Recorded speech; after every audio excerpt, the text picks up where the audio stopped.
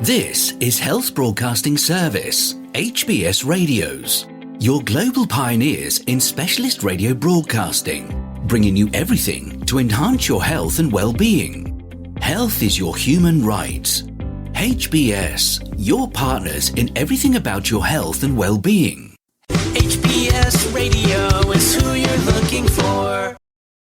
Weekly news update, coming to you from the Health Broadcasting Service HBS radio channel.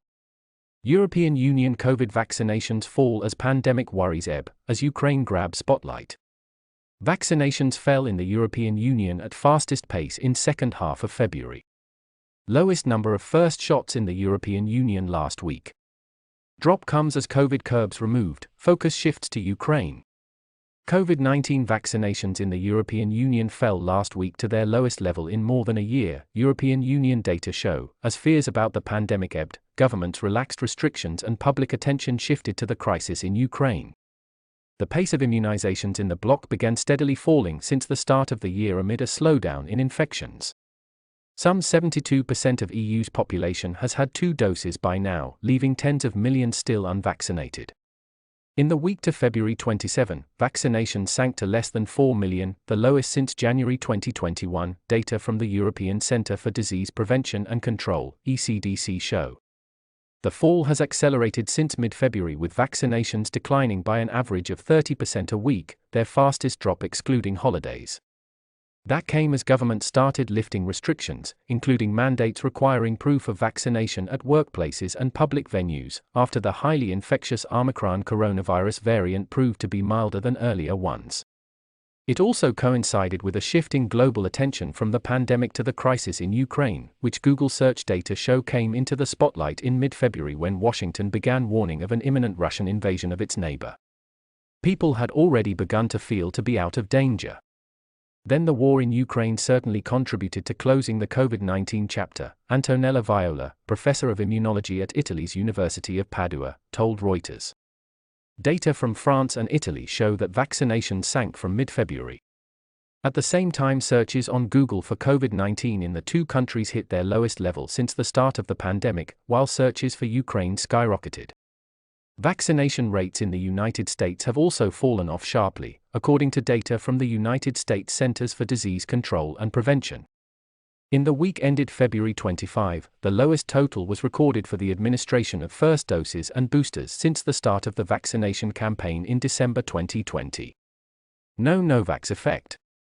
Of about 3.7 million doses administered in the EU in the week to February 27, only 230,000 were given to unvaccinated people, the lowest ever number. That reflects, in part, the high rate of primary coverage, with countries deploying boosters, but also resistance of parts of the population. The fall coincided with the introduction of the Novax vaccine in the EU from the middle of last week. Health officials hope the vaccine may help convince the vaccine hesitant because of its more conventional protein-based technology.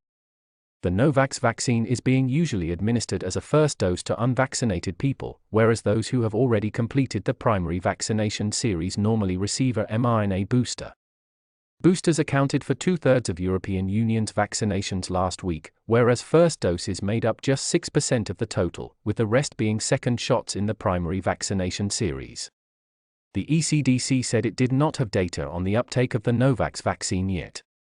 Novax said deliveries of its vaccine began on February 24, with some states having received the first doses only this week. It did not comment on the uptake. In another development, Chinese city of Qingdao reports Omicron outbreak among students. The Chinese port city of Qingdao reported 88 new coronavirus cases for March 5, all of them of the Omicron variant, fueling China's highest number of daily locally transmitted cases so far this year. China recorded 329 new coronavirus cases on the mainland on Saturday, 175 of them locally transmitted, the National Health Commission (NHC) said on Sunday, compared with 102 local cases a day earlier. The Qingdao outbreak was mainly among middle school students in Lakesea County, the Qingdao Municipal Health Commission said.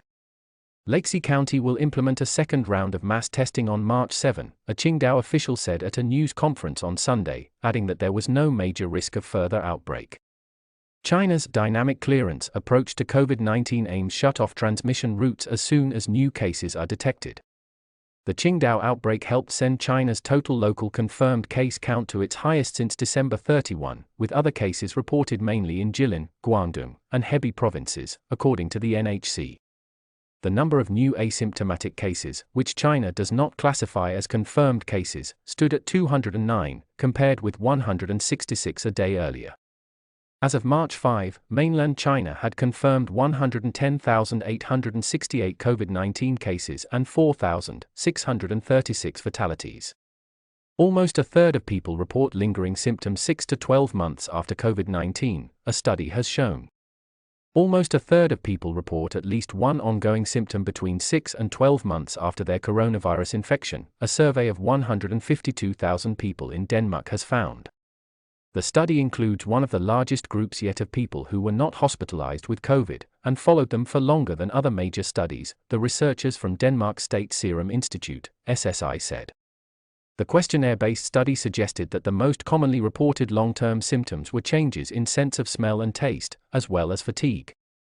Conducted between September 2020 and April 2021, well before the recent Omicron variant surge, the survey compared the responses of 61,002 people who had tested positive for the coronavirus 6, 9 or 12 months before with those of 91,878 people who had tested negative.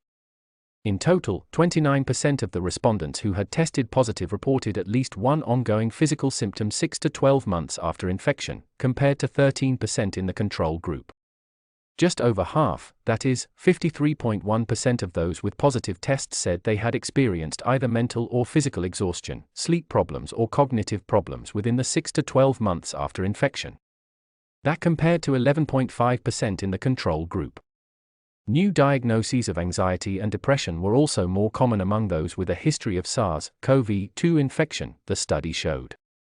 The study was published as a preprint and has not yet been peer-reviewed. Study author Anders Peter Havid, an epidemiology professor at SSI, said the results are another sign that the long tail of COVID-19 should be considered by policy makers. It's something you should take into account when you are weighing up the risks and benefits of the interventions you are making, and vaccinations, he said in a phone interview, stressing that more studies are needed. Estimates on the prevalence of what is known as long COVID vary. The World Health Organization calls the syndrome post-COVID-19 condition and defines it as ongoing symptoms, including fatigue or shortness of breath, among others, 3 months after the initial infection that last at least 2 months. The World Health Organization estimates that between 10% and 20% of people are affected by that point and says more work is needed on the longer-term prognosis. David Strain, lecturer at the University of Exeter Medical School in the UK who was not involved in the study, called the report really concerning. If Omicron is causing long COVID at the same rate as these earlier variants, we could be looking at a major crisis over the next 12 months given the number of people who have been exposed to this virus, he said. And finally in this segment, China is to handle COVID clusters in a targeted, science-based manner. China will cope with local COVID-19 outbreaks in a science-based, targeted manner to maintain the normal order of life, according to a government work report released at the open of the country's annual meeting of Parliament on Saturday. China will stick to preventing inbound COVID infections and the domestic resurgence of the disease while continuing to refine its epidemic measures, according to the report. The country will also step up research into coronavirus variants and their prevention and accelerate researching and developing vaccines and effective medicines against COVID, the report said. In a separate document issued on Saturday, China's state planner, the National Development and Reform Commission, NDRC, said the country will organize research into COVID vaccination using products based on different technologies and increase the coverage of COVID boosters. China will further speed up the domestic research, development and approval of COVID-19 medicines in accordance with epidemic control needs, and coordinate efforts on production, storage and quality supervision. China will also enhance cross-border trade to ensure the unimpeded trade of vaccines and materials needed to produce them, the NDRC said in the document. Feel free to connect with us on our Facebook platform, at Health Broadcast, and our website at www.healthbroadcastingservice.com. And please remember to press the subscribe button to stay abreast of timely, vital and authentic health news developments from around the world, delivered to you by the Health Broadcasting Service on YouTube channel. We will bring you more updates as news develop. Stay safe, remain healthy. And bye for now. You've been watching the Health Broadcasting Service YouTube channel, your channel of excellence and distinction. Pioneering specialist radio broadcasting, giving you the best experience. Subscribe to our channel.